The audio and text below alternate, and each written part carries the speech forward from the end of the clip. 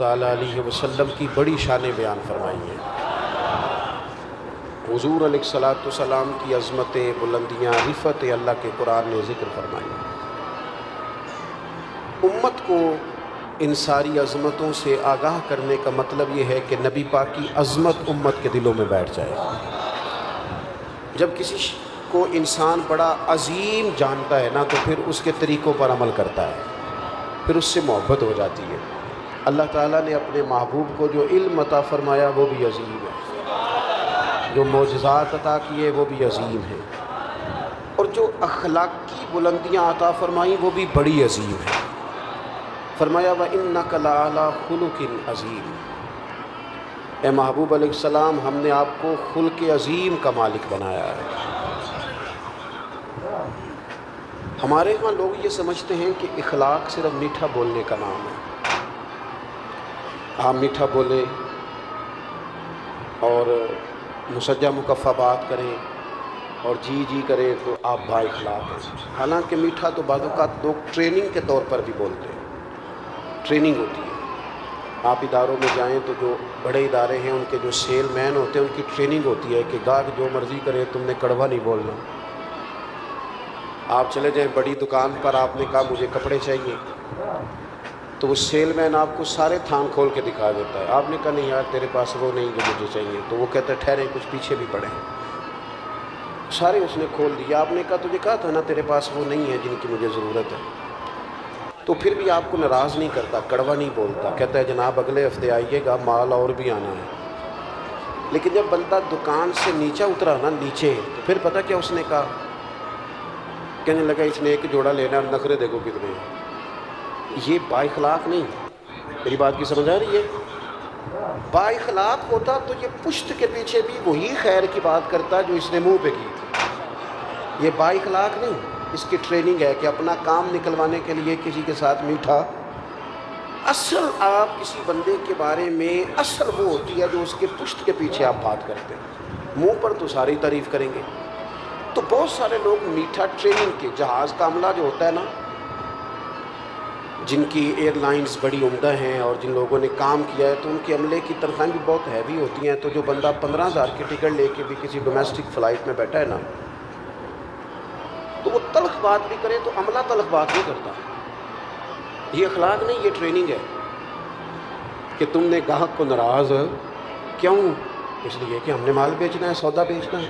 تو یہ ٹریننگ ہے۔ ڈھیر سارے لوگ ٹریننگ کے طور پر میٹھا بولتے ہیں، اور کچھ لوگ مطلب نکالنے کے لیے بھی میٹھا بولتے ہیں کہ چلو کام پڑ گیا ہے تو ذرا میٹھا بولو۔ فقط میٹھا بولنا اخلاق نہیں، میٹھا بولنا بھی ایک جز ہے اخلاق کا، پر صرف میٹھا بولنا اخلاق نہیں، سچ بولنا اخلاق ہے۔ واقعے کے مطابق بات کرنا اخلاق ہے۔ گفتگو کرنا تو ترازو عدل کے ساتھ، اپنے علاوہ بھی کسی کی خوبی مان لینا، یہ بھی اخلاق ہے۔ جو اچھا ہو اسے اچھا کہنا، چاہے وہ ہمارا حمایتی ہو یا مخالف ہو۔ اگر وہ خیر والا ہے تو پھر جرت ہو یہ کہنے کی کہ بندہ ٹھیک ہے۔ یہ اخلاق ہے۔ آپ کا صبر اخلاق ہے، شکر اخلاق ہے، جو اللہ نے دیا ہے اس پر گزارا کرنا، قناعت پسند ہونا، یہ اخلاق ہے۔ حرص سے، ہوس سے، لالچ سے، طمع سے اپنے آپ کو بچا کے رکھنا، یہ اخلاق ہے۔ عادات کا سورنا اخلاق ہے، نرا 2 4 5 باتوں کا نام اخلاق نہیں۔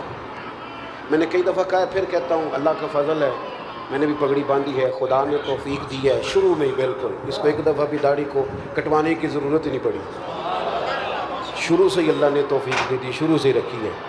لیکن سنت شریعت کو صرف آپ پگڑی داڑھی میں بند نہیں کر سکتے کہ میں نے داڑھی رکھ لیا، پگڑی باندھ لیا تو کل دین پہ عمل ہو گیا۔ یہ سنت کی بڑے درجے ہیں، یہ اعلیٰ درجے، اس کی بڑی زیادہ اہمیت ہے، ہم بھی روز اس کی تبلیغ کرتے ہیں۔ لیکن نبی پاک علیہ السلام کی جو سنت اور حضور کی جو ادا سب سے پہلے لوگوں کے سامنے آئی تھی، وہ تو صادق اور امین ہونا ہے، وہ تو صادق اور امین ہونا ہے۔ جس سنت کا لوگوں کو سب سے پہلے پتہ چلا تھا کہ سچ بولتے ہیں، دیانتداری کا مظاہرہ کرتے ہیں۔ میرے عزیز، آپ کا لب و لہجہ، آپ کا انداز، آپ کا لین دین، ہمارے اس خطے میں نا بر صغیر پاک و ہند کا مزاج خانقاہی ہے، طبعاً مزاج ہی خانقاہی، بہت سارے علاقوں کا مزاج خانقاہی ہے، بہت سارے علاقوں میں۔ بغداد شریف کا مزاج خانقاہ ہی ہے، صرف وہاں حضور غوث اعظم کی خانقاہ مقدسہ ہی نہیں، حضرت معروف کرخی بھی ہیں وہاں، حضرت جنید بغدادی بھی ہیں وہاں، حضرت بہلول دانا بھی ہیں۔ مزاج طبیعت خانقاہی ہے۔ ہمارے بر صغیر پاک و ہند کا مزاج خانقاہی ہے، اس لیے یہاں پیر جس قسم کا بھی ہو چل جاتا ہے، جس قسم کا تو مزاج خانقاہی ہے نا، جس قسم کا بھی ہو وہ، کیونکہ پیر طریقت لکھا ہونا شرط ہے چل جاتا ہے۔ مولوی صاحب نے نماز پڑھانی ہو تو چلو 10 صورتیں تو آنی چاہیے نا اسے، کچھ نہیں تو 10 صورتیں تو آئیں نا، لیکن پیر سے یہ بھی نہیں پوچھتے کہ تینوں کو 10 آندیاں نے کہ نہیں۔ ایک جگہ میں گیا تو میں نے ان سے کہا کہ یہ پیر صاحب، اب گفتگو ختم ہو گئی تو پیر صاحب دعا کر دیں گے، کہنے لگے ہمارے پیر صاحب دعا نہیں کرتے، تقریر بھی نہیں کرتے۔ میں کہ نو آؤندی نہیں ہے، کسی مدرسے پاؤ، آؤندی تو ضرور کرنی سی، مطلب کوئی کرائیٹیریا تو ہونا یار، اتنا زیادہ تو نہ اپنے آپ کو نیچے لے جائیں کہ کوئی حال ہی نہ ہو، جو آپ جس کو مرضی آپ کوئی دنیا میں کرائیٹیریا مقرر کریں کسی چیز کا بھی، بس بڑے نے جی اب نہ نکالیے گا پیسے۔ اب میری بات سنیں، اللہ جزائے خیر دے۔ دوست، اخلاقی رویوں میں مضبوطی لانے کے لیے ہمارے صوفیاء نے، یہ مزاج صوفیانہ ہے یہاں، اب یہ تبلیغ تو یہاں صوفیاء نے کی، دین انہوں نے پھیلایا، لیکن جو تعارف ہے نا مذہب اسلام کا ہندوستان میں، تعارف وہ تاجروں نے کرایا ہے۔ یہاں سب سے پہلے جو لوگوں کو تعارف ہوا نا مذہب اسلام کا، قرآن کا، نبی پاک علیہ السلام کا، وہ تاجروں کے ذریعے ہوا ہے۔ جب بحری سفر شروع ہوئے تو ہندوستان کے تاجروں کے، عرب کے تاجروں کے ساتھ لین دین کے معاملات شروع ہوئے، یہاں کی چیزیں وہاں بکنے لگی، وہاں کی یہاں بکنے لگی، لین دین ہونے لگا۔ تو یہاں کے لوگوں نے یہ دیکھا کہ عرب شریف کے جو تاجر ہیں وہ جو کہتے ہیں وہی کرتے ہیں، لین دین کے معاملات میں بڑے کلیئر ہیں، صاف ہیں۔ ان کا وہ مزاج کی نفاست دیکھ کر یہاں کے لوگوں نے پوچھا تم کس دین کے ماننے والے ہو؟ تو جب یہ پوچھنا پڑا کہ یہ جو تمہارا لہجہ ہے، یہ جو تمہارا معاملات ہیں، لینے دینے کا صفائی ہے، کس مذہب سے تمہارا تعلق ہے، اتنا اعلیٰ اخلاقی رویہ، تو عرب تاجروں نے کہا ہم رسول رحمت کے دین کے ماننے والے ہیں۔ آپ جب تک اپنے اخلاقی رویوں میں تبدیلی نہیں لاتے، مزاج میں تبدیلی نہیں لاتے، ہمارے حضرت صاحب بڑے جلالی ہیں جی، کس بنیاد پر جلالی ہیں؟ تاجروں پر جلال کرتے ہیں، کروڑ پتی بندے پر جلال کرتے ہیں، کس پر جلال کرتے ہیں؟ ماڑا مرید آ گیا نا بیچارہ، جس نے دینا کچھ نہیں، اور ویسے بھی نفسیاتی ہے، تھوڑا دکھی زیادہ ہے، کاروبار نہیں چلتا، روز ہی آ جاتا ہے، وظیفہ دسو، تویز دو، اس پر جلال آتا ہے، وہ اچھا نہیں لگتا، وہ برا لگتا ہے، اس کو ڈانٹ دیتے ہیں۔ وہ جلالی پیر تو تھے وہ کہ جن کو لوگوں کی غلطیوں پر، ان کے بار بار گناہ کے اصرار پر جلال آتا۔ وہ کون تھے؟ وہ حاجی ابو داؤد محمد صادق جیسے لوگ، جو جلال کرتے تھے کس بات پر کہ تو نے داڑھی کیوں نہیں رکھی، تو سنت پر عمل کیوں نہیں کرتا، یہ تھا جلال، اس کی سمجھ آتی ہے۔ لیکن آپ کس جلال کی بات کر رہے ہیں؟ اخلاقی رویوں کی مضبوطی، آپ کا اٹھنا بیٹھنا، لینا دینا، معاملات کی زندگی، اس میں نفاست ہو۔ ہمارے ہاں اخلاقی رویوں کی سب سے زیادہ ضرورت گھروں کے اندر ہوتی ہے، اور ہمارا حال یہ ہوتا ہے کہ باہر ہمارا رویہ بالکل ٹھیک ہوتا ہے اور گھر میں ہماری طبیعت بڑی سخت ہوتی ہے، حالانکہ سب سے زیادہ ضرورت گھر والوں کو ہے۔ اب وہ جاج صاحب جو ہیں جو گھر جاتے ہیں تو ان کا دل کرتا ہے گھر والے بھی کوئی فیصلہ ہی کرا لے مجھ سے، کوئی مقدمہ سناؤ تمہارا فیصلہ کرو، اور ٹیچر صاحب کہتے ہیں میں گھر جاؤں تو میرا دل ہے سارے کتابیں نکالنے کو سبق پڑھ لیا جائے، علامہ صاحب، مفتی صاحب، پیر صاحب، ان کو عادت ہوتی ہے ادب کرانے کی، جوتے کوئی دوسرا ہی اٹھاتا ہے اکثر، تو ان کا بھی دل کرتا ہے کہ جب میں گھر جاؤں نا بس سارے اٹھ کے کھڑے ہو جائیں۔ تو بھئی یہ ساری آپ کی جتنی بھی اللہ نے اعزازات دیے ہیں یہ گھر کے باہر ہیں، گھر کے اندر تو آپ بیٹے ہیں کسی کے، بھائی ہیں کسی کے، شوہر ہیں کسی کے، بیوی منتظر ہے، اس نے سارے دن کی باتیں آپ سے کرنی ہیں، وہ سب سے زیادہ خیر کا آپ کو جانتی ہے، لیکن آپ کہتے ہیں میں تھکا ہوا آیا ہوں، تو نے بات شروع کر دی ہے، تو باہر تو آپ گپے مارتے ہوئے آ رہے ہیں، یاروں سے دوستوں سے روٹیاں کھائیں، دعوتیں کھائیں، ادھر گئے اور گھر آپ کو کہا 10 منٹ بعد سن لیں، اول تو جناب کا موڈ ہی ٹھیک نہیں، اور اگر ٹھیک ہے تو آتے ہی موبائل کھول لیا ہے، کس کو بات سنائیں؟ اخلاقی رویے کی سب سے زیادہ ضرورت آپ کے گھر میں ہے. اللہ تعالیٰ نے سب سے زیادہ ذمہ داری آپ کی لگائی ہے. سنو میرے محبوب کا اخلاق کیا ہے. سیدہ طیبہ طاہرہ ام المومنین حضرت عائشہ صدیقہ، صدقے ان راہوں کے جہاں سے ہماری ماں چلا کرتی تھی. اس خاتون کے کیا کہنے کہ جن کے گھر آ کے رسول کریم سکون اور آرام محسوس فرماتے تھے. حضرت عائشہ صدیقہ رضی اللہ تعالیٰ. حضرت عائشہ صدیقہ کہتی ہیں ایک دن حضور مجھ سے فرمانے لگے. ضروری نہیں کہ کوئی بندہ باقاعدہ شکایت کرے، آپ لب و لہجے سے تو بھی سمجھے نا، آپ انداز سے بھی سمجھے نا کہ بات کہاں پہنچ گئی ہے. حضور ایک دن فرمانے لگے، یہ ذرا بات کو سمجھنا، ایسا نہیں کہ کوئی شکایت ہوئی، کوئی بات ہوئی، کچھ کہنا پڑا، کسی کو بتانا پڑا. حضور خود فرمانے لگے. کریم محبوب علیہ السلام فرمانے لگے، عائشہ ایک بات کروں تم سے. یا رسول اللہ کیجیے. فرمایا جب آپ مجھ سے ناراض ہوتی ہیں تب بھی مجھے پتہ چل جاتا ہے، اور جب آپ راضی ہوتی ہیں پھر بھی پتہ چل جاتا ہے، مجھے پتہ چل جاتا ہے. حضرت عائشہ صدیقہ کہتی ہیں میں تو چاقو چبند ہو گئی، آنکھیں کھل گئی. حضور یہ کیا بات ہوئی، کیسے؟ حضور فرمانے لگے بتاؤں پھر. عرض کی یا رسول اللہ میں اور آپ سے ناراض، بتاؤں پھر؟ یا رسول اللہ بتائیے. تو ذرا یہ بات سمجھنا، اگر آپ یہ ایک بات سمجھ گئے تو ہمارے یہاں جمع ہونے کا مسئلہ حل ہو، مقصد حل ہو گیا. حضور فرمایا یار ضروری ہے کہ کوئی احتجاج ہی کرے تو بات سنی جائے. اپنے ارد گرد والوں کے جذبات کا بھی تو خیال رکھو نا، وہ کیا سوچتے ہیں کس دکھ میں. ضروری ہے کہ بہت رو کے ہی بتایا جائے تو ہم مسئلہ حل کریں. کریم محبوب فرمانے لگے عائشہ سنو، کبھی کبھی قسم اٹھاتی ہو. یا رسول اللہ اٹھاتی ہوں. فرمایا جب خوش ہوتی ہو نا، مجھ سے راضی ہوتی ہو تو پھر کہتی ہو مجھے محمد عربی صلی اللہ علیہ وسلم کے رب کی قسم. اور جب تمہارے دل میں کوئی بات ہوتی ہے تو پھر کہتی ہو مجھے حضرت ابراہیم خلیل کے رب کی قسم. سیدہ طیبہ طاہرہ حضرت عائشہ کہتی ہیں میری کیفیت یہ بنی کہ میں لبوں سے ہنس رہی تھی اور آنکھوں سے رو رہی تھی. کریم یہاں تک خیال کرتے ہو لفظوں کا بھی، جملوں کا بھی، یہاں تک حضور اس قدر گہرائی میں.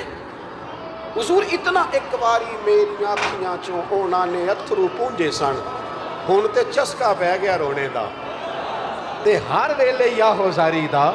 کہتی ہیں حضور سید عالم علیہ السلام کا وہ انداز کہ حضور قائل کر لیتے، محبت سے اپنی طرف مائل کر لیتے، لبوں سے ہنستی آنکھوں سے روتی. حضور اتنا خیال رکھتے ہو، جملوں اور لفظوں تک کا احساس کرتے ہیں. عرض کرنے لگی حضور آپ بالکل ٹھیک فرما رہے ہیں، لیکن یا رسول اللہ میری نا زبان سے آپ کا نام ہی جاتا ہے، میرے دل میں ہر وقت آپ ہی موجود ہوتے ہیں. یہ ہے اخلاقی رویہ کہ آپ کو احساس ہو. اور یار دیکھو جس بندے سے ہمارا 6 مہینے بھی تعلق رہے نا کوئی تلخی آ ہی جاتی ہے. یہاں میں نے دیکھا ہے مقدس ترین سفر حرمین کا، مقدس، لوگ بڑے شوق سے مل کے جاتے ہیں، وہاں جا کے شکوے کرتے ہیں ایک دوسرے کے. پہلی بات تو یہ ہے کہ مطمئن ہونے کو تو ہم ویسے ہی تیار دیں، اور وہاں جا کے اب تو خیر ماحول اس طرح کا ہے. کئی سال پہلے کی بات ہے، حرم کعبہ کے سامنے 2 لوگ اپنے ٹریول ایجنٹ کا شکوہ کر رہے تھے، تن لوٹ لیا اس. تو میں نے انہیں کہا کہ پہلے تو آپ یہاں شکوہ کر رہے ہیں اور آپ کو پتہ ہے جگہ وہ ہے کہ ایک گناہ کرے تو لاکھ لکھا جاتا ہے، تو یہ بات اس سرے سے درست نہیں. آپ دیکھیں تو صحیح بیٹھے کہاں ہیں. اور دوسری بات یہ ہے کہ روز لوگ دھوکے کرتے ہیں. میرا تو جی چاہتا ہے جو رب رسول کی بارگاہ میں پہنچاتا ہے نا وہ لوٹ بھی لے تو بڑا ہی اچھا ہے. کچھ 24 گھنٹے شکوے. میں ایک جگہ محفل نعت میں حاضر تھا، اب تو میں نے بچت کرا لی ہے، میں عشاء کے بعد جاتا ہی نہیں، اس لیے کہ کوئی کسی قسم کا نعت کا پلے پڑ جاتا ہے، بعد میں جواب دیتے پھر ہو کہ جناب یہ اس نے یہ کہہ دیا، آپ بھی موجود تھے، لہٰذا ہم ویسے ہی بچت کرتے ہیں دور سے. اتقوا مواضعکم، تہمت والی جگہ سے ہی بندہ بچے. تو ایک جگہ بیٹھے تھے تو نعت خانہ شعر پڑھ رہا تھا، اور شاید میرے جیسے لوگوں کے لیے پڑھ رہا تھا. مرحوم اعظم چشتی کا کلام تھا، تیری نسبت نے سوارا میرا انداز حیات، میں اگر تیرا نہ ہوتا سگے دنیا، میں گلیاں دا روڑا کوڑا تے محل چڑھایا ہے سائیاں.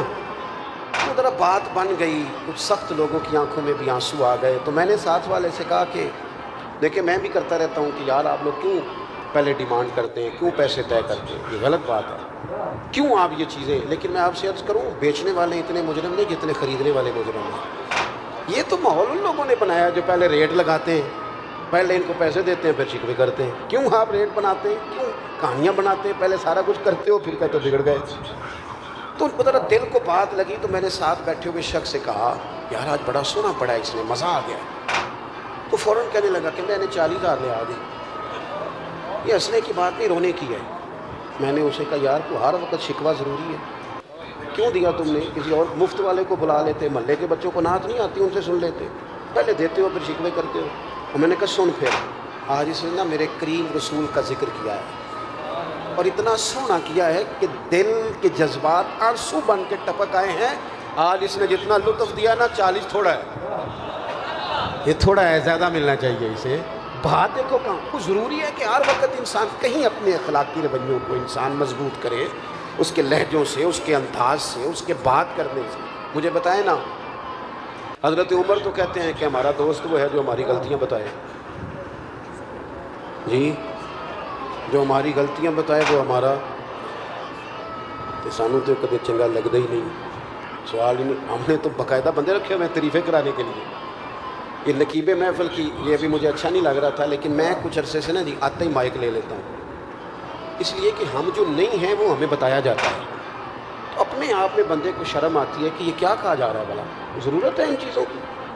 اگر کچھ ہے تو وہ نظر آ جائے گی، لیکن یہ کہانیاں بنانا کہ فلانے صاحب آ گئے، کیا ضرورت ہے اس بات کی؟ کوئی حاجت نہیں، اس سے انسان کمزور۔ اٹھ بلیا، اٹھ بلیا، وہ چل اوتھے وسیے جتھے وس دینی سارے انے، نہ کوئی ساڈی ذات پچھانے، نہ کوئی سانو منے۔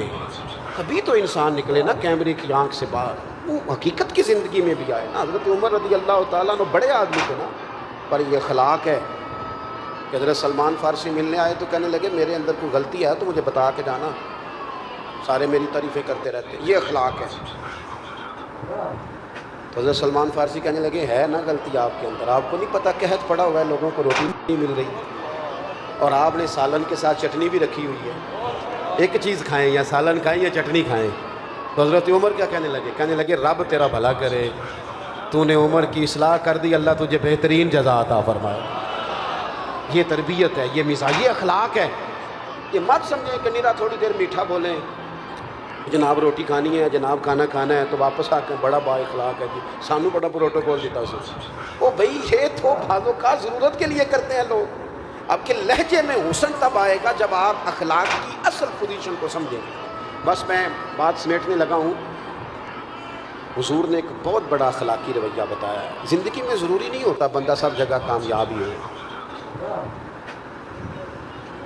یہ نوجوان ذرا غور کریں میری بات پر، میدان میں رہنا شرط ہے، جیتنا شرط نہیں۔ جتنے انبیاء کرام علیہم السلام دنیا میں آئے سارے کامیاب ہو کے گئے، لیکن کسی کا کلمہ 4 لوگوں نے پڑھا ہے، کسی کا 6 نے پڑھا ہے۔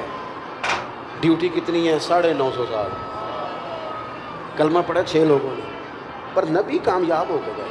کیوں؟ کہ رب نے جو ڈیوٹی لگائی تھی وہ ڈیوٹی انہوں نے پوری کی ہے۔ ان کے ذمے ڈیوٹی لگائی گئی تھی، ان کے ذمے ہزاروں لاکھوں کا مجمع جمع کرنا۔ وہ نہیں سمجھ آئی آپ کو میری بات؟ ہم نہ جیتنا چاہتے ہیں، ہمیں لازمی طور پر نتیجہ اپنی مرضی کا چاہیے، اور نہ بھائی چھوڑ دے، نتیجہ اس پہ چھوڑ دے۔ جو لوگ سب سے پہلے جنہوں نے خون دیا تھا نا اسلام کی بنیاد مضبوط کرنے کے لیے، سب سے پہلا خون، وہ بدر کے 14 شہید ہیں۔ نام بتاؤ ان کے، بتاؤ نام کیا ہے؟ اسلام کا روب جو پوری دنیا میں بیٹھا ہے وہ بدر کے لوگوں کی وجہ سے ہے، جو میدان بدر میں گئے۔ وہ 14 لوگ جنہوں نے خون دیا، نام بتاؤ ان کے؟ نہیں آتے لوگوں کو۔ وہ اگر نام بناتے، تختیاں لگواتے تو کام نہیں ہوتا تھا۔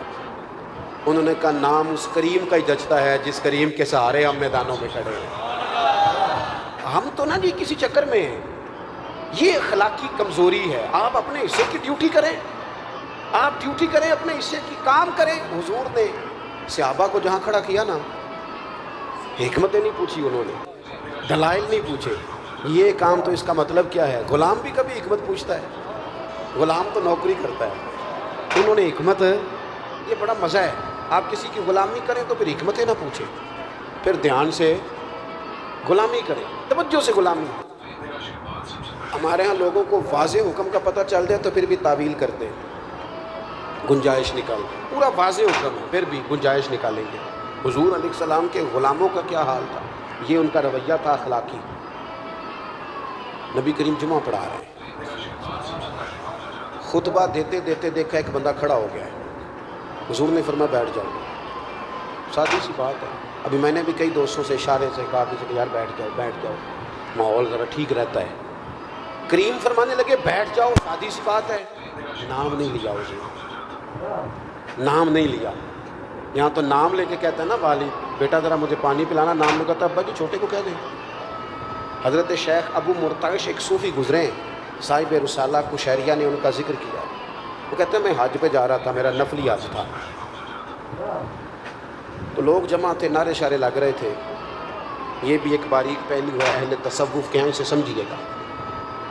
میں تیار تھا، پھول شول تیار تھے، نفلی حج تھا، گھر میں بیٹھا تھا اور میں حضرت صاحب بھی تھا۔ یہ بھی بڑا مسئلہ ہوتا ہے، یہ بڑی بیماری ہوتی ہے، اللہ ماشاء اللہ۔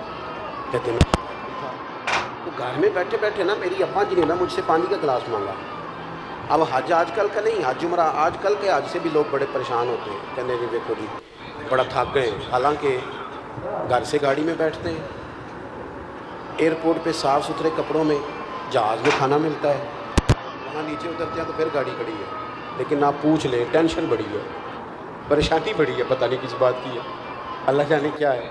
اس وقت حج کیا تھا، 6 مہینے کا پیدل رستہ، خود کھانا ساتھ لے کے جانا ہے، پکا کے کھانا ہے، خیمہ ساتھ ہے جہاں رات آئے گی لگا کے سونا ہے، لیکن لوگ جاتے تھے۔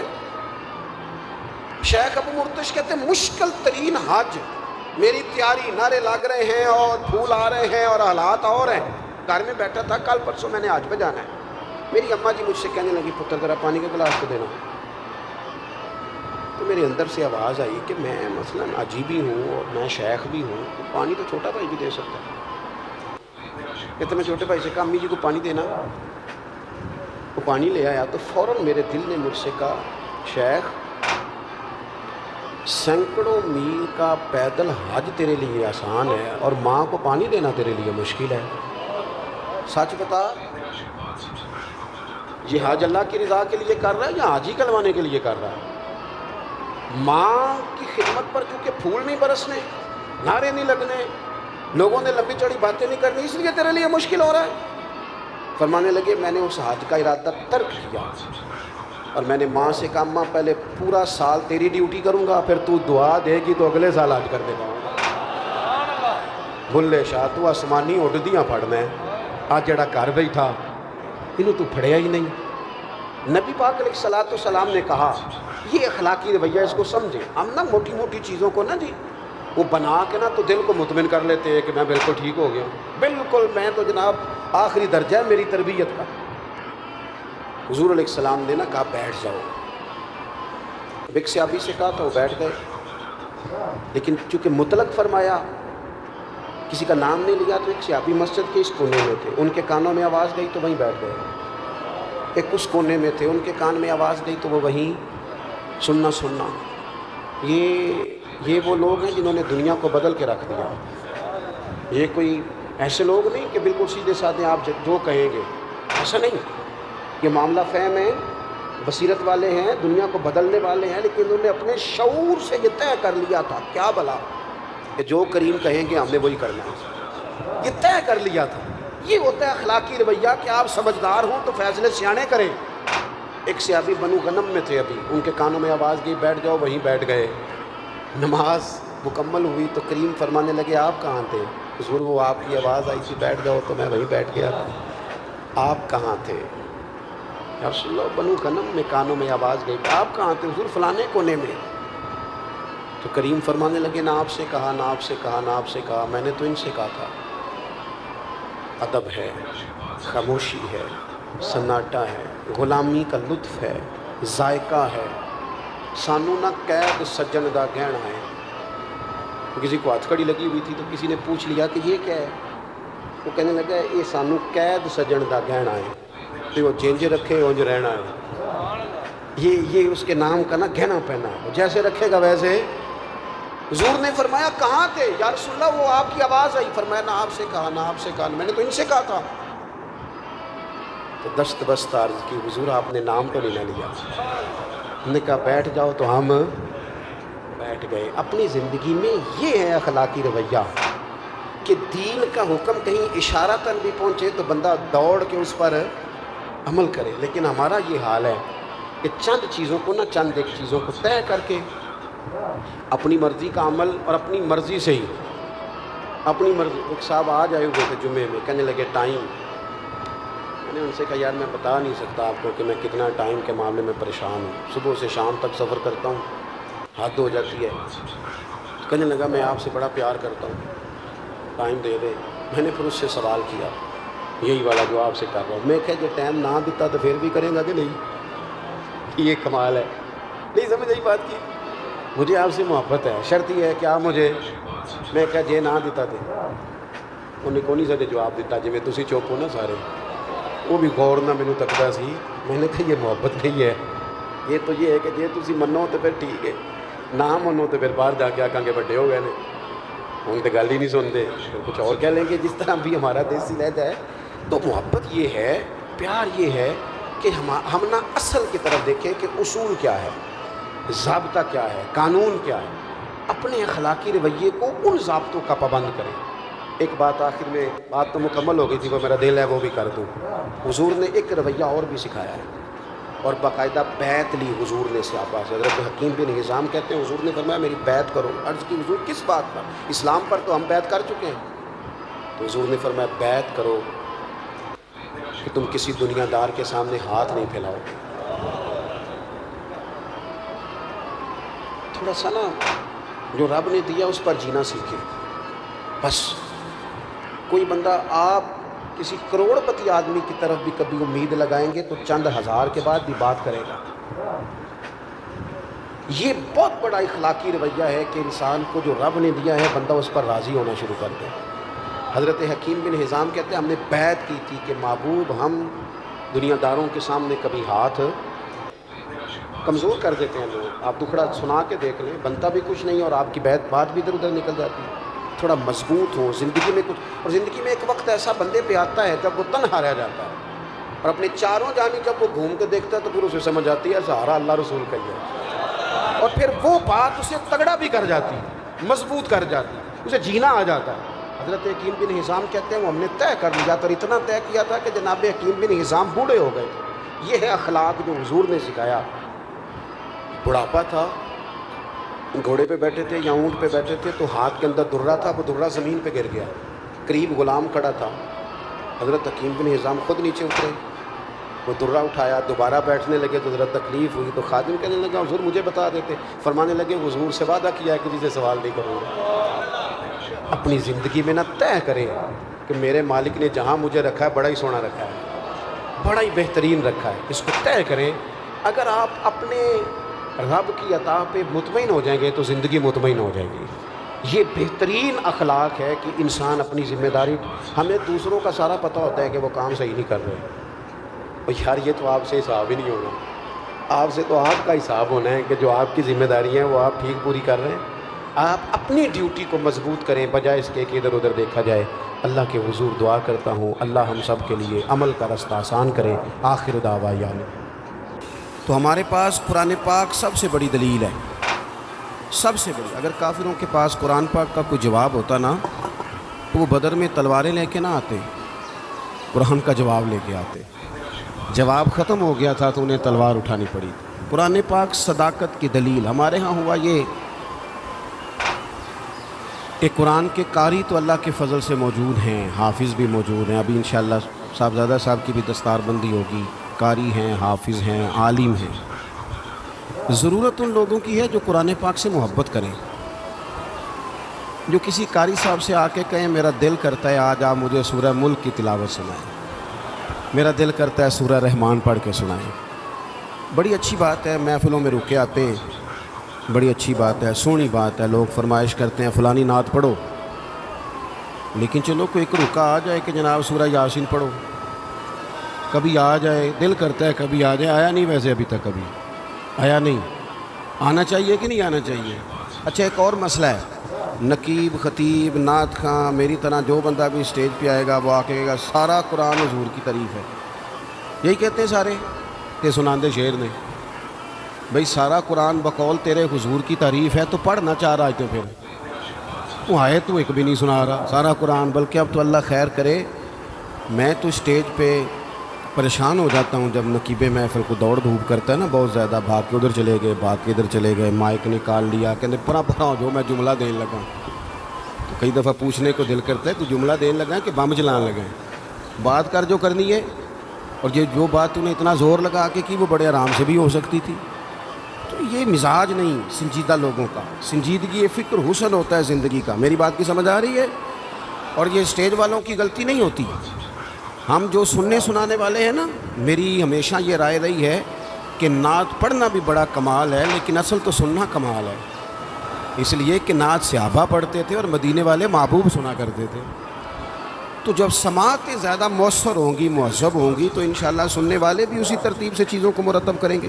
عام دام برسر مطلب قرآن پاک ہمارے پاس دلیل، اور قرآن پاک میں سچ مچ ہر چیز کا حل موجود ہے، لیکن اس کے لیے جو قرآن پاک سے پیار کرے، قرآن پاک سے محبت کرے، آپ یقین کریں کہ اب تو کئی دفعہ نا مشکل محسوس ہوتا ہے کہ کس طرح کر کے اللہ رسول کی بارگاہ میں جائیں گے، پیروں کے آستانے، محفلیں، جلسے، فلاں چیز، ہر شے زیادہ، تلاوت تھوڑی، یعنی محفل نعت میں ایک بندہ صرف قرآن پاک پڑھنے والا قاری، وہ بھی شروع میں لگا دو، اور 11 بندے نعت پڑھنے والے، بھئی آپ ضرور نعت پڑھیں، پر قرآن تو اصل ہے، قرآن تو کمال ہے، قرآن تو اعزاز ہے، اور قرآن ہی تو وہ چیز ہے جسے پڑھ کے مدینے والے محبوب نے لوگوں کے دلوں کا زنگ دور کیا ہے۔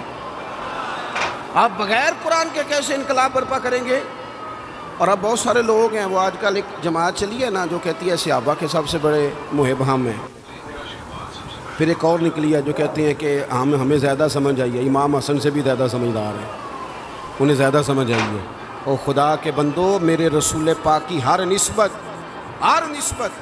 اگر حضور کی اولاد کی بات ہو تو میرے امام کہتے ہیں تیری نسل پاک میں ہے بچہ بچہ نور کا، ایک بچہ حسن والا، کس بندے میں جرت ہے، اتنی طاقت رکھتا ہے کہ وہ یہ عقیدہ پھیلائے کہ نبی پاک کا کوئی صحابی ٹھیک نہیں؟ تجھے کس نے یہ اجازت دی ہے؟ اپنے قد کے مطابق بات کرنی چاہیے، یہ حضور کے صحابہ ہیں، حضرت ابو بکر صدیق سے لے کر سیدنا امیر معاویہ تک، حضور کا ہر صحابی آنکھوں کی ٹھنڈک ہونی چاہیے، تبھی عقیدہ حسین رہتا ہے۔ یہ جو کمزوریاں دکھائی جا رہی ہیں یہ صرف کتاب و سنت سے، یعنی لوگ شعروں کے زور پر عقیدے تگڑے کرنا چاہتے ہیں، شعر ہم سے زیادہ کون پڑھے گا؟ ہمیں تو بیماری ہے شعروں کی، میں سمجھتا ہوں اچھا شعر تو اچھے ادب کی علامت ہوتا ہے، لیکن شعر ہے، عقیدہ نہیں، عقیدہ قرآن و حدیث ہے، عقیدہ کتاب و سنت ہے۔ میری بات کی سمجھ آ رہی ہے آپ حضرات کو؟ آپ شعر پڑھ کے عقیدے کو مضبوط کریں گے؟ شعر وہ جو عقیدے کی تائید میں ہو، عقیدے کی اعلیٰ حضرت نے درجنوں آیات لکھی، حدیثیں لکھی، اور اس کے بعد شعر لکھا کہ تو زندہ ہے واللہ، تو زندہ ہے واللہ، تو یہ تائید میں ہے۔ بہرحال اس طرف جانا نہیں چاہتا، تو اصل ہمارے پاس قرآن پاک، اور قرآن کہتا ہے ذالک الکتاب لا ریب فیہ، تمہیں وہ شانوں والی کتاب دی ہے جس میں شک کی گنجائش ہی کوئی نہیں، کوئی شک ہی نہیں، بے عیب لا ریب۔ قرآن مجید اپنی ایک الگ تازگی رکھتا ہے، ایک الگ حسن رکھتا ہے، وقار رکھتا ہے، اور حضور نے پتہ کیا فرمایا؟ مولا علی راوی ہیں حدیث کے، محبوب نے فرمایا میرا قرآن کبھی پرانا نہیں ہوگا، اسے جب بھی پڑھو گے نا، جتنی دفعہ بھی پڑھو گے نا، جس رنگ میں بھی پڑھو گے نا، جس ٹائم بھی پڑھو گے نا، تمہیں نئی تازگی عطا کرے گا۔ اللہ نے توفیق دی ہے، کئی دفعہ گزرے ہیں، قرآن مجید کے ترجمے اور تفسیر کو دیکھا ہے، لیکن آج بھی جب دوبارہ پڑھتے ہیں نا کسی تفسیر کو، تو ایک ہی آیت نئے معنی دینا شروع کر دیتی ہے، نئے مفاہیم، نیا حسن، نئی جاذبیت۔ قرآن پاک پڑھیں، قرآن پاک سے دلچسپی پیدا کریں، قرآن مجید کے ترجمے کو سمجھیں، قرآن مجید کی تفاسیر کو دیکھیں، اپنی دلچسپیاں قرآن پاک کے ساتھ مضبوط کریں۔ صحابہ کیا کرتے تھے؟ حضرت سیدنا ابو موسیٰ اشعری رضی اللہ تعالیٰ عنہ قرآن مجید بڑا سونا پڑھتے تھے، ہر بندہ ہر کام نہیں نہ کر سکتا۔ حضرت عمر فاروق علم کا یہ حال ہے کہ حضور فرماتے ہیں میں نے خواب دیکھی ہے، خواب میں دودھ پی رہا تھا اور اتنا دودھ میں نے پیا کہ میرے ناخنوں میں بھی سفیدی آ گئی۔ فرمایا پھر جو بچ گیا میں نے خواب میں عمر کو دے دیا۔ یا رسول اللہ اس کا معنی کیا ہے؟ فرمایا اس کا معنی علم ہے۔ اللہ تعالیٰ نے حضرت عمر کو حضور کے علم کی خیرات عطا کی، اتنے بڑے عالم ہیں، لیکن حضرت عمر بڑے کھلے دل سے کہتے تھے بھئی قرآن ابی بن کعب سونا پڑھتے ہیں، لہذا تراویاں یہی پڑھائیں گے۔ وہ تراویح کی امامت کرتے تھے۔ ہر بندے میں ہر خوبی نہیں ہوتی، اور کسی کی خوبی کو تسلیم کرنا یہ بہت بڑے انصاف کی بات ہے۔ حضرت ابو موسیٰ اشعری قرآن پاک سونا پڑھتے تھے، تو کبھی ملاقات ہوتی تو حضرت عمر کہتے ابو موسیٰ یار ذرا مجھے میرے رب کی یاد تو دلا دے۔ تو وہ کہتے حضور آپ کو کوئی رب بھولا ہوا ہے؟ فرمایا ذرا یاد تو دلا۔ پھر وہ قرآن پاک پڑھتے، اور جب وہ قرآن پاک پڑھتے تو حضرت عمر روتے۔ قرآن مجید کے ساتھ اپنی دلچسپیاں، اپنا مزاج، مفسرین نے لکھا ہے کہ صحابہ جب ایک دوسرے سے ملتے تھے نا تو السلام علیکم کے بعد سورہ عصر کی تلاوت کرتے تھے۔ وہ کہتے تھے کہ اس کے اندر اللہ تبارک و تعالیٰ نے دین اسلام کی چیزوں کو، بنیاد اور اساس کو جمع کر دیا، اپنا ذوق قرآن پاک کے ساتھ۔ دیکھیں یورپ میں تھوڑے دن پہلے میں ایک آرٹیکل دیکھ رہا تھا، اب لڑکے اور لڑکی کو شادی سے پہلے باقاعدہ کورسز کرائے جاتے ہیں، موٹیویشنل اسپیکر کے پاس لے جایا جاتا ہے، کیونکہ وہاں مزاج ہے اکیلے رہنے کا، تنہا رہنے کا، تو شادیاں زیادہ چلتی نہیں، کسی کو برداشت نہیں کرتے۔ وہ کہتے ہیں پہلے انہیں کورس کرا لو 2-3 ہفتے کا، انہیں سکھا لو کسی کو برداشت کیسے کرنا ہے۔ ویسے آج کل ہمارے ہاں بھی برداشت کوئی زیادہ کوئی نہیں، ہمارے بچے بھی جب سے موبائل آیا ہے نا وہ بھی کوئی کونے ڈھونڈتے ہیں۔ چلو بچیاں نوں کیا کھڑا ہے، سیانے بھی آندے نے بھئی نہ ہی کوئی کام دسو سانوں، سمجھدار ترین بندے۔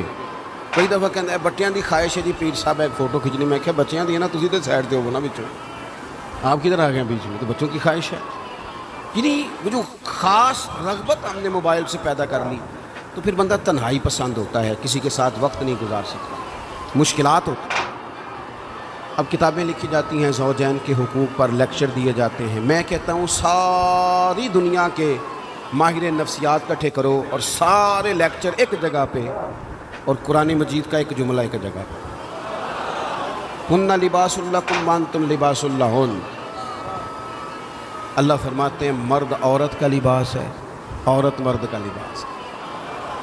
یہ آپ لے لیں، آپ نکال لیں، جتنے لوگ بھی ہیومن رائٹس پہ بات کرتے ہیں، جتنے لوگ بھی آپ کو زوجین کے مسائل سکھاتے ہیں، جتنے بھی، یہ ایک جملہ کہ مرد عورت کا لباس ہے، عورت، اس سے بڑی بات مل نہیں سکتی۔ آپ 3 باتیں مفسرین نے لکھی، زیادہ لکھی ہیں، میں 3 عرض کرتا ہوں۔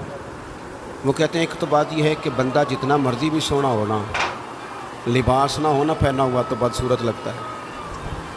لباس شخصیت کا آئینہ دار ہے۔ وہی بندہ دیکھیں نا، میں کسی کی بات نہیں کرتا، میں پرسنل ذاتی طور پہ محسوس کرتا ہوں کہ میں ننگے سر بیٹھا ہوں نا، خالی ننگے سر، تو مجھے کئی دفعہ بچے بھی کہہ دیتے ہیں کہ بابا ٹوپی کدھر ہے؟ اور اگر آپ ٹوپی پر امامہ رکھتے ہوں، آپ کا اعزاز اور ہے۔ لباس سے انسان حسین ہوتا ہے، بغیر لباس کے نہ مہذب ہوتا ہے، نہ حسین ہوتا ہے، نہ شائستہ ہوتا ہے۔ اللہ نے کہا کہ تنہا تنہا زندگی کیسے گزارو گے؟ مرد عورت کا لباس ہے، عورت مرد کا لباس ہے۔ یہ ازدواجی زندگی تمہیں سجائے گی، تمہارے ہاں اولاد ہوگی، تمہارے رشتے بڑھیں گے، سسرال کے میکے کے رشتوں میں وسعت آئے۔ پھر دوسری بات مفسرین نے لکھی، مرد عورت کا لباس ہے۔ عورت، آپ کو سردیوں میں بھی لباس کی ضرورت ہوتی ہے اور گرمیوں میں بھی لباس کی ضرورت ہوتی ہے۔ یعنی اگر آپ شدید گرمی میں بھی باہر نکلیں گے تو کوئی آپ سے کہے گا او کپڑا رکھ لے وہی سرتے، اس کا مطلب ہے لباس گرمی سے بھی بچاتا ہے اور سردی میں تو پھر ضرورت ہے ہی۔ تو یہ جو میاں بیوی ہوتے ہیں نا، یہ بھی ایک دوسرے کو دکھوں سکھوں سے بچاتے ہیں۔ یہ بھی گہرائی میں آپ اتر کے دیکھیں تو یہ ڈھارس بندھاتے ہیں ایک دوسرے کے لیے، یہ آسانی کا باعث بنتے ہیں۔ اور تیسری بات، جسم کے اوپر جتنے بھی داغ دھبے ہوں نا، لباس سے چھپ جاتے ہیں۔ سارے عیب لباس چھپا دیتا ہے۔ میرے رب نے کہا عورت تیرا لباس ہے، تو عورت کا لباس ہے، وہ تیرے پردے رکھ لے گی تو اس کے پردے رکھ لینا، چھپ جائیں۔ تو آپ قرآن مجید کو پڑھیں گے یہ میں نے صرف گھر کا ایک ذاتی مسئلہ جس کی ہر ایک کو ضرورت ہے وہ قرآن پاک سے آپ کی خدمت میں عرض کیا. آپ قرآن پاک کو پڑھیں, قرآن مجید کی تلاوت کریں. آپ میرے پاس ایک صاحب آئے تھے, کہنے لگے میں اخلاقی بلندی چاہتا ہوں لیکن قرآنی اخلاق سے. میں نے کہا تو صرف سورۃ حجرات کی تلاوت کر, اس کو سمجھ لے جا. جہاں تو ایک سورت پڑھ تجھے اندازہ ہو جائے گا کہ کتنے بلند اخلاق کی قرآن بات کرتا ہے. آخری گزارش جو آپ سے کرنی ہے, آپ میری بات پر زیادہ توجہ دیں گے. قرآن پاک خالی بھی پڑھا جائے نا تو رحمت کا نزول ہوتا ہے. یعنی ایک حرف پڑھنے سے 10 نیکیاں ملتی ہیں. اور حضور نے وضاحت کر کے کہا کہ میں یہ نہیں کہتا کہ الف لام میم ایک حرف ہے. فرمایا الف ایک ہے, لام دوسرا ہے, میم 30 نیکیاں ملتی ہیں. آپ کی میں بات نہیں کرتا لیکن چند ایک لوگ جن کو میں زیادہ قریب سے جانتا ہوں, جہاں مجھے زیادہ, میں خاص اپنے دوستوں کو اکیلے میں بھی گزارش کرتا ہوں کہ یار مجھے لگتا ہے کہ تجھے کئی مہینے ہو گئے تو انہیں قرآن پاک نہیں دیکھا. میرے حضرت صاحب رحمۃ اللہ علیہ مریدوں سے کہتے تھے قرآن کی ضرور کھولنا. اور ایک صاحب ایسے تھے کہ جو بڑے سخت مصروف رہتے تھے, تو حضرت صاحب ان کو فرمانے لگے نہ بھی نہ کبھی بڑا کم ٹائم ہو نا, پڑھنے کا موقع نہ بھی ہو تو سویرے ایک دفعہ نماز کے بعد اس کی زیارت کر لینا. قرآن پاک سے رحمت کی شعائیں نکلتی ہیں. قرآن پاک کے ساتھ اپنی دلچسپیاں, یعنی سویرے سویرے نا میری والدہ, آپ کو پتہ ہے دیہاتوں میں سب نے بھینسیں رکھی ہوتی تھی, تو اماں جی یعنی وہ سویرے اٹھ کے دودھ رڑک کے اور پھر وہ جب مصلی بچھاتی تھی تب میں سمجھتا تھا کہ یہ تکلفات ہیں, کیونکہ جب بندہ پڑھ دیتا ہے نا پھر اسے گنجائشوں کا بھی پتہ چل جاتا ہے. میں سمجھتا تھا یہ تکلفات ہیں کہ وہ پہلے کپڑا بچھاتی, مصلی بچھاتی ہیں, پھر پیالے میں پانی لا کے پاس رکھتی ہیں, پھر وہ جناب اس پہ پڑھنا شروع کرتی ہیں, پھر وہ ریل, اور پھر ریل کے یہ جو حافظ ہوتے ہیں نا ہمارے, یہ پھر زیادہ نہیں چومتے قرآن پاک کو, ان کے پاس ہوتا ہے نا ہر وقت, لیکن وہ پرانے بندے وہ شنیل کا غلاف, پھر اسے کھولنا, پھر اسے چومنا, پھر سینے سے لگانا, یہ ساری چیزیں ان کے پیش نظر رہتی. اماں جی نا وہ نماز پڑھ کے قرآن پاک کے کوئی 2-1 رکوع پڑھ کے پھر آواز دیتی, اور تسی اجے بھی ستے ہو, میں دودھ بھی رڑک لیا, نماز بھی پڑھ لی, سبق بھی پڑھ لیا, اٹھ جاؤ نا اب تو ٹائم تھوڑا رہ گیا نماز کا. یہ آپ یقین کریں, میرے سے بزرگ ناراض نہ ہو جائیں لیکن بچوں کو نماز کی تقریر نہ سناؤ کہ پتر نماز پڑھنی چاہیے, نہ تقریر نہ سناؤ. تقریریں باہر چلتی ہیں, گھر میں نہیں چلتی, گھر میں عمل چلتا ہے. بچوں کے سامنے نماز پڑھو, بچوں کے سامنے قرآن پاک پڑھو, اپنی اولاد کو عادی کرو کتاب و سنت کا. سارا دن گپیں, سارا دن باتیں, گھر میں بھی تبصرے, ٹیلی فون پہ گپ شپ, اس نے تو نفسیاتی کمزوری پیدا کر دی ہے قوم. اپنے گھر کے اندر چلن پیدا کریں قرآن پاک, قرآن پاک سے پیار ہو. وہ ایک دفعہ نا یہ ضلع شیخو پورہ کے کسی گاؤں میں ایک آڑتی تھا, یہ منڈی میں آڑت, وہ پرانی بات ہے پاکستان بننے سے پہلے کی. وہ سادہ سا بندہ تھا, داڑھی رکھی تھی, 5 وقت نماز پڑھتا تھا, تو فوت ہو گیا. آڑت کرتا تھا تو اس کی قبر سے خوشبو آنے لگ گئی. یہ تو کدی کسی پیر دی قبر چوندی تو پھر کوئی منڈیا نے وٹت کرنی سی پیراں دیاں نے, پھر تو کمال ہو جانا تھا. اللہ خیر فرمائے, اللہ ماشاء اللہ. پھر کوئی کہانی, کوئی کرامت ادھر ادھر سے جوڑ جاڑ کے بھی لوگ بنا لیتے ہیں. لیکن وہ سادہ آدمی تھا, قبر سے خوشبو آنے لگ گئی, شور پڑ گیا, لوگ جمع ہو گئے. بندے نا آہستہ آہستہ وہ عدت ختم ہوئی تو اس کی خاتون سے کہنے لگے کہ مثلاً انگوٹھا چھاپ بندہ تھا, سائن بھی نہیں کرنے آتے, قبر سے خوشبو, آخر کوئی تو عمل ہوگا. کہنے لگی اسے نا قرآن پاک سے بڑا پیار تھا, پڑھا ہوا نہیں تھا, تو ہر روز وضو کر کے نا دن میں 2 وقت قرآن پاک کھولتا اور پھر اس پہ لائنوں پہ انگلیاں رکھ رکھ کے چلاتا, رو کے کہتا مالکا غلطی ہو گئی ہے, میں نے پڑھنا چاہیے سی.